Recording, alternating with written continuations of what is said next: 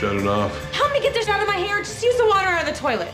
There's poo in there. The back part of the toilet. I don't think we're gonna keep a roof over our heads.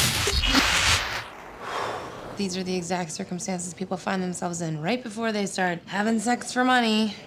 What, you got an idea? We could make a porno. Not the idea I was looking for.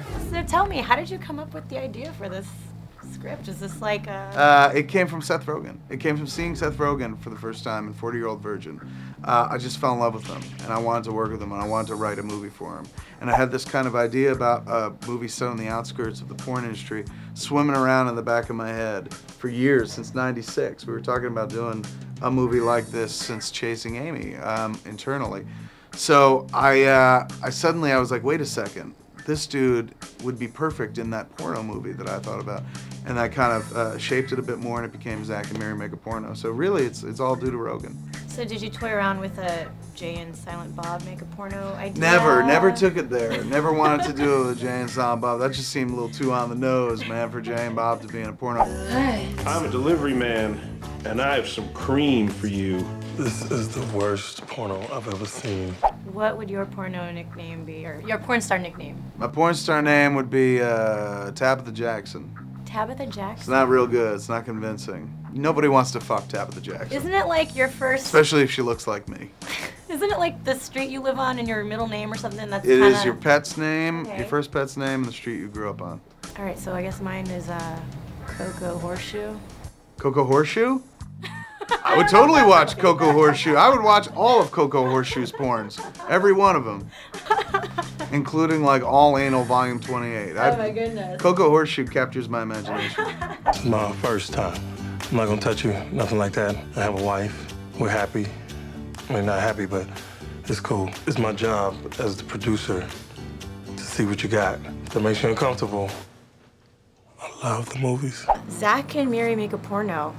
I mean, when you heard the title, were you just like, I'm on board, or? I went to audition. I was like, yeah, Kevin Smith. Yeah, Zack and Miri. Yeah, make a porno. Yeah, all good. Seth Rogen? Absolutely. So I went in there to audition, and before I even got the script, I ended up agreeing to do the role. So, you know, it's a testament to Kevin Smith's, you know, talent. Anything I've seen? Oh, all sorts of movies with all-male casts. I apologize if I am out of line here, but are you in gay porn? Guilty as charged. Is there softcore gay porn? Like just hugging and kissing and, you know, telling each other how cool the other guy is? You're a rad dude. Thanks, you too. Let's play some ball. Did you go to your high school reunion? I absolutely did. We didn't have a 10-year, we had a 15-year. Okay. They were too lazy to pull together the 10-year. And I did that before I wrote Zack and Miri, and then just this summer, I went to my 20th high school reunion. Yeah. I did not. I missed it. I was gambling in Reno. Nobody you wanted to see? I wanted to go. I was trying to go. I missed the flight, and they, you know. I didn't leave Jersey for years and years after we made our flicks. Like, I didn't move out of Jersey until 2002, so all the people I went to high school with, I saw on a regular basis. And I didn't have a huge graduating class. I graduated with like 90 people, that's it. So it was no big deal. Like, I go back to the high school reunion, it's not like, I haven't seen you in 10 years. It's like, I haven't seen you since that time I saw you in Food Town 2 weeks ago. The lady tells us you have a special talent of some sort. It would probably be easier if I just showed you. Great. The floor is yours.